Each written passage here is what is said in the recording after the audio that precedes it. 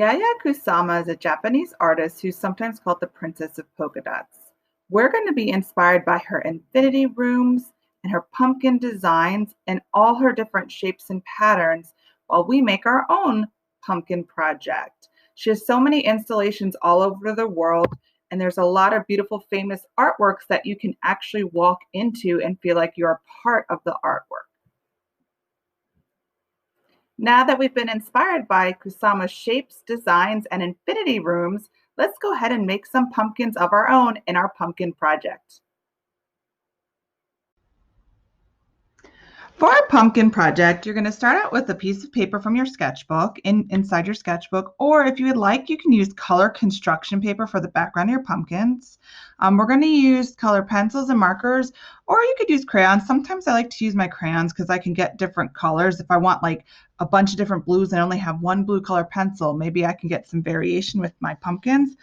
You can also use oil pastels if you have them because they can really bring out the pumpkins and make them pop. But at first, we're all going to kind of start using the same materials together. So let's go ahead and get your paper out and a pencil, and let's get started. Here are some examples here to my left-hand side. It shows you kind of the steps on how we're going to draw a pumpkin, and you have different pumpkins with different shapes and different sizes. So on our page, we're going to make 3 different pumpkins. We're going to add our designs, we're going to color them in, and then we're going to cut them out and then make our background. So go ahead and make about a fist on one of your page. We're going to make them about the size of a fist. So you want it a little bit bigger than that. And we're going to go ahead and start with a simple shape, an oval. Okay, so we're first just going to make a simple pumpkin with an oval. So first you make just an oval shape. And again, that's a little smaller than my fist. It's almost the size of one of my fingers.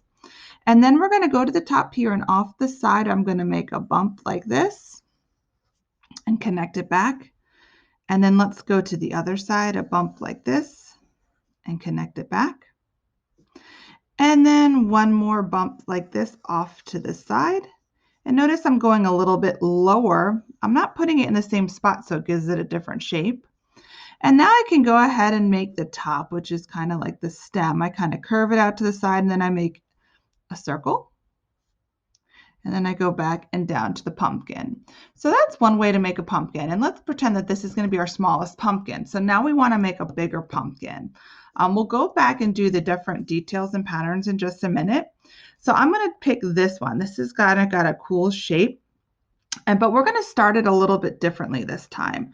So first, let's go ahead and make a circle like this. We're going to make the stem first.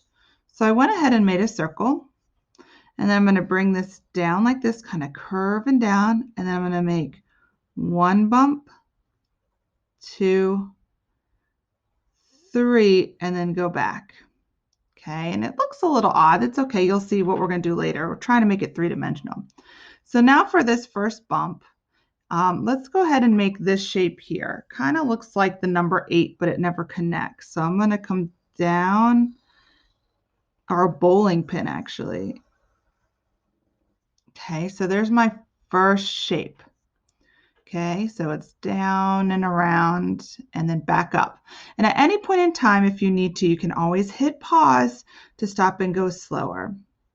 So after we make the first part, we're going to go ahead and make this side part.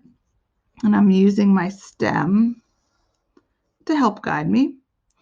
Now we're going to go ahead and do this other side.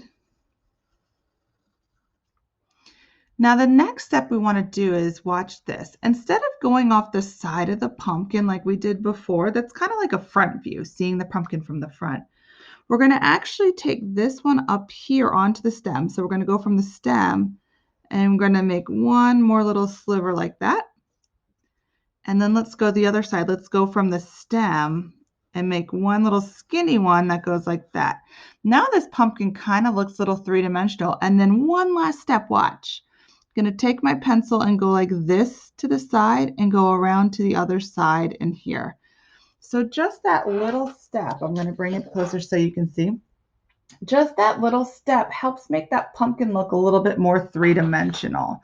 All right, so now that pumpkin's kind of skinny. This pumpkin's kind of small. we got to fill our page down here with one big pumpkin. So you can decide how you want to do it. Did you like our first one? Was that easier? Did you like our second one? Was that a little bit more challenging, more fun? Or do you want to make a pumpkin of your own? Maybe something like this one. All right, so I want to make a nice and big one. I think I'm going to do this one that we did this last time, but I'm going to make it a front view like this as opposed to the three-dimensional view. But I'm going to make it shorter and rounder. So I want to fill this space nice and big. So I'm going to start here and make nice and big pumpkin like that. And remember, when you go to a pumpkin patch, there's so many different types of pumpkins. In fact, look at these pumpkins. These are some pumpkins that I got from the pumpkin patch here. And you can see on the left-hand side is your standard orange pumpkin. And then take a look at the other ones. Look at all the cool designs, bumps, shapes, sizes. I even picked up some gourds too from the pumpkin patch. And I might be inspired and throw one of these in. They look like swans or birds to me, but I really like the dots, shapes, designs, and the color patterns. All right, let's get back to work.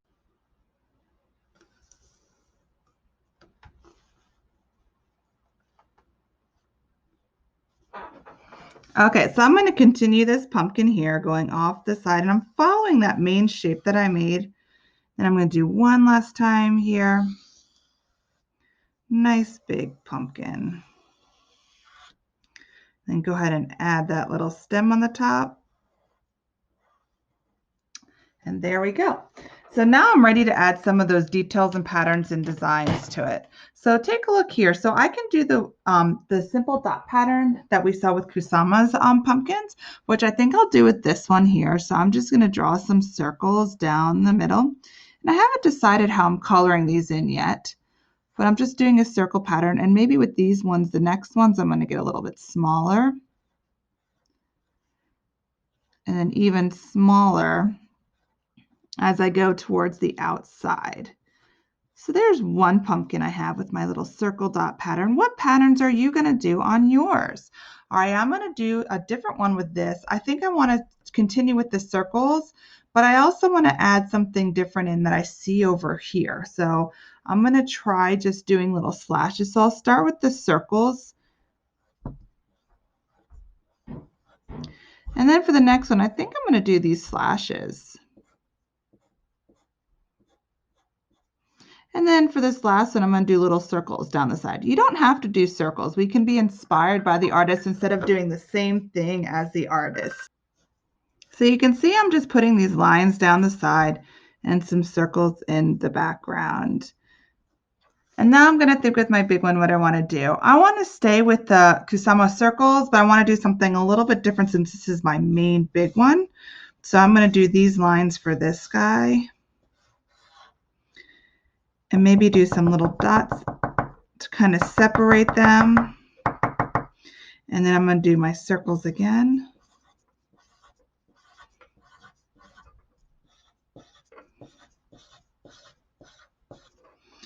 And then my V dots here.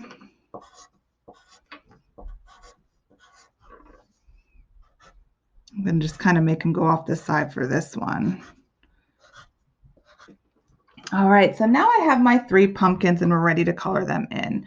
So I'm going to think about what I want to do with marker and what I want to do with color pencil. And I want to try to do colors that play with each other. I'm only going to do 2 colors, so only pick 2 colors for each pumpkin. So for my first colors, I'm going to pick an orange and yellow. So I'm going to pick an orange here so it stands out, and then a yellow here from my pencil. So I'm going to start with this one back here. And I'm going to start by coloring in the background I've decided with marker. And I'm going to make the dots for the first one with color pencil. And you notice I'm going around the lines really carefully, nice and slow, and using the side of my marker to make nice even strokes. Then I'm going to go to the outside of this one. Go ahead and color in all this. And again, I'm just doing the best I can. If we make a mistake, it's okay. We're trying our best. We're just artists here. We do the best we can. Make a beautiful oops if it doesn't work out. Okay, so this other side.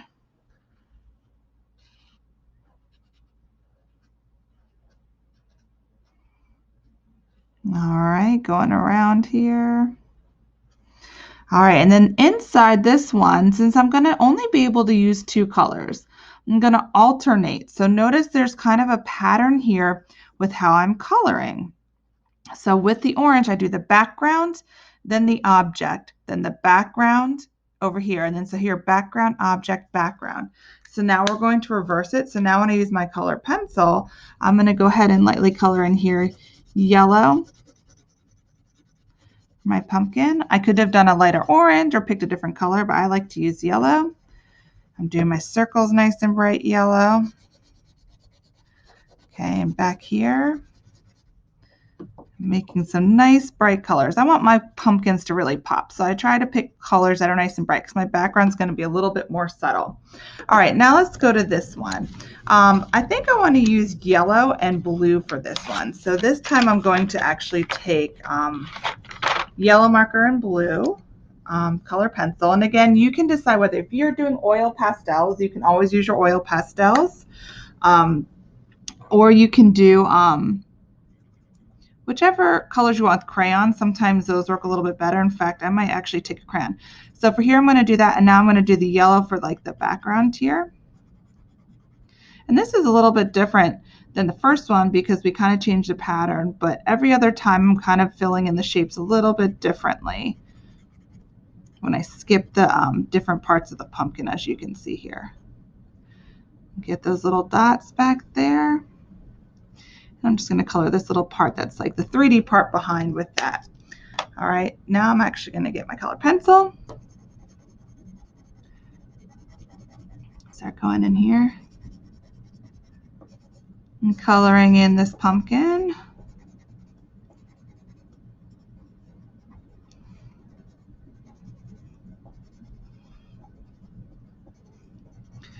And you can push harder or softer depending on what color you want.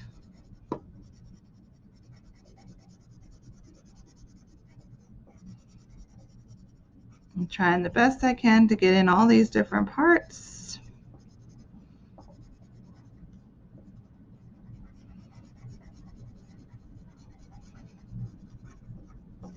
All right, there, now I have my next one done. And then now I'm going on to my last one, and I kind of want to keep a similar color scheme, which means I want to pick similar colors that I've already done. So maybe what I'll do is I'll keep the yellow because I did that before, and then with my big one, I might take a purple color to color in my violet. All right, so I'm going to start with my yellow here. And sometimes it's nice to have one color that you use in every single pumpkin to keep it consistent, but if you did not, that's okay. And if you ever need to pause because I'm coloring too fast, go ahead and hit pause, and you can always hit play when you're ready to move to the next pumpkin.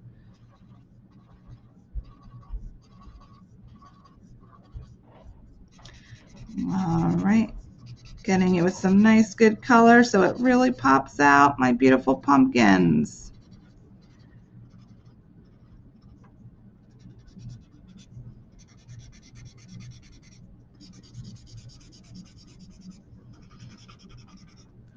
Okay, now I'm going to go ahead in with my purple pencil. And you might be using crayons, you might be using oil pastels. I find that color pencils kind of give it more of a matte finish, which means it's kind of a softer finish, whereas like oil pastels or crayons have a waxy base, so it kind of makes it a little bit shinier and pop more. So it's up to you what you want to try with yours. And again, I could also be pushing this color harder if I wanted to.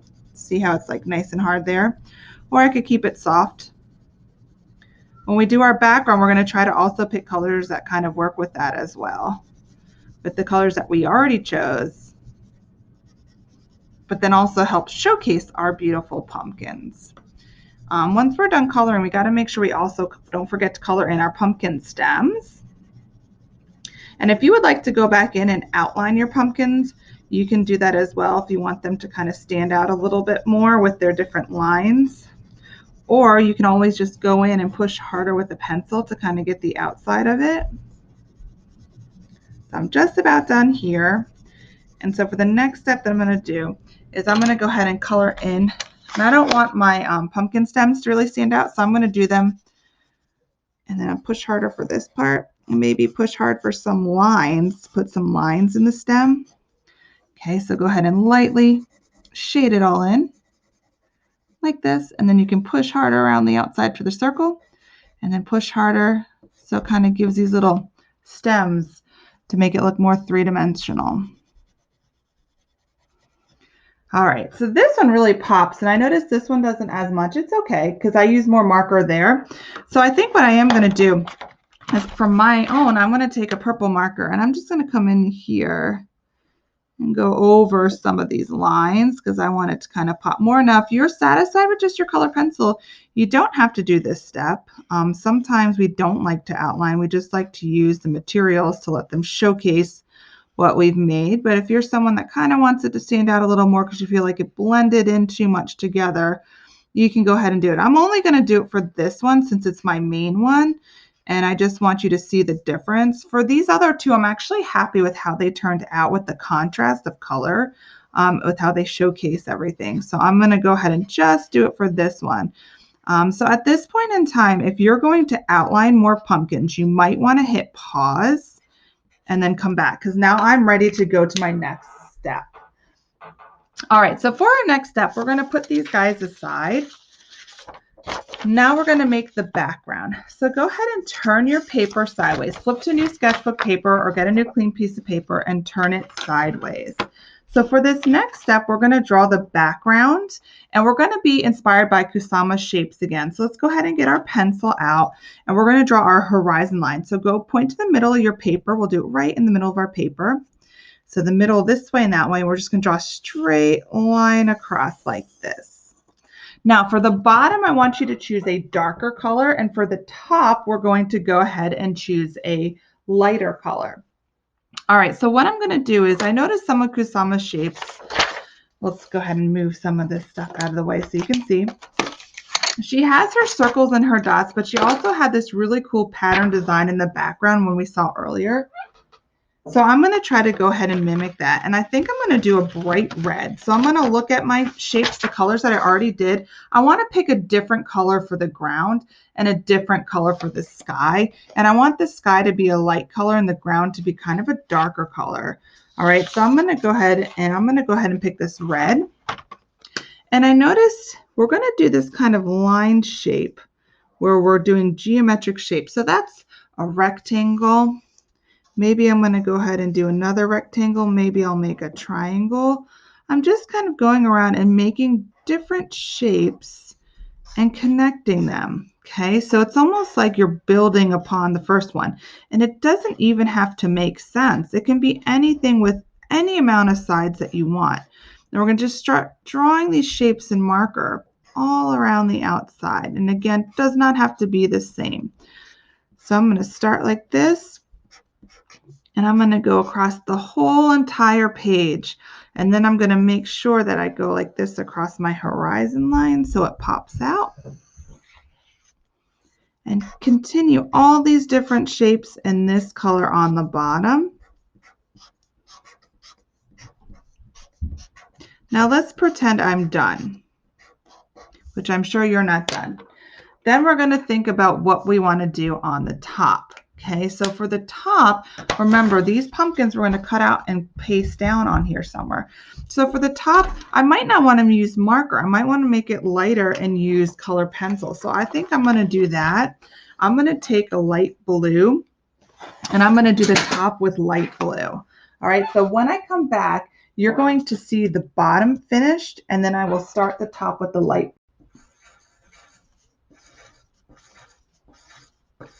Okay, so now that I'm finished with the bottom, I'm going to take a pencil to kind of make it lighter, and I'm going to do circles again. So let's go ahead and do a circle shape, and we're going to fill the sky, and you can use any color you'd like. Just make sure it's like a lighter pencil or a lighter crayon, and any color you like. And it can be all different shapes and sizes. And we're just going to fill with little circles all over the sky. This is going to give us a minimal background, so it really does showcase our pumpkins. And at any point in time, if I'm moving too quick, you can go ahead and hit pause and then go ahead and finish your whole circle sky all the way across to fill in this whole entire area. Okay, so once you are done, I'm going to hit pause. When you come back, you'll see all of mine done. All right, so now that I've finished my background shapes, I'm going to go ahead and think about, where am I going to put my pumpkins on this space? So go ahead and grab your pumpkins. We're going to cut them out and carefully cut around. And I like to cut with my scissors pointed away from myself. I'm going to go around as carefully so I don't cut anything off. Nice and slow and turning my paper as I go. And first we're going to put down our little ones. We're going to do a little bit of overlapping, and then we're going to put down this big one. So I'm going to put my big one down and think, where on this space would I like to put the pumpkin? Okay, so go ahead and put the pumpkin down, and then while you're thinking about that, cut the other two out. And then once you got them all cut out, we are then going to glue them down on top of your paper to be finished with our projects. Here's my next one. And then here comes my last little pumpkin. All right, here we go. And there's my last one. So now I'm going to take my glue stick, but we want to do something called overlapping. So I'm going to figure out where I want to put my little pumpkin, and we're going to put it a little bit behind the big pumpkin, just a little bit like that. So they're overlapping the shapes. So I'm going to take my glue stick and I'm going to lift this pumpkin up first, put some glue on the back here, and then move that out of the way. I'm going to glue it down there, push really hard. Okay, then the next step is I'm going to go ahead and see where the next one would fall. That one, I'm going to just glue it right about there.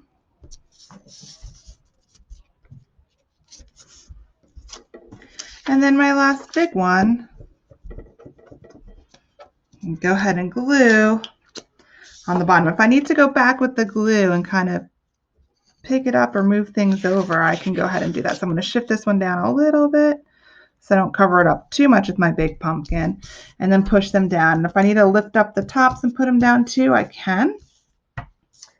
And there we go. That's it for today, guys. And if you want to go in for one last little step and you want to outline these pumpkins, that might actually make them pop a little bit more, like right around the bottom here, just so they stand out, and maybe get, you can use the same color, different color, kind of go around the bottom there, make them pop out, gives it a little shadow, and we're done. I hope you guys liked today's lesson.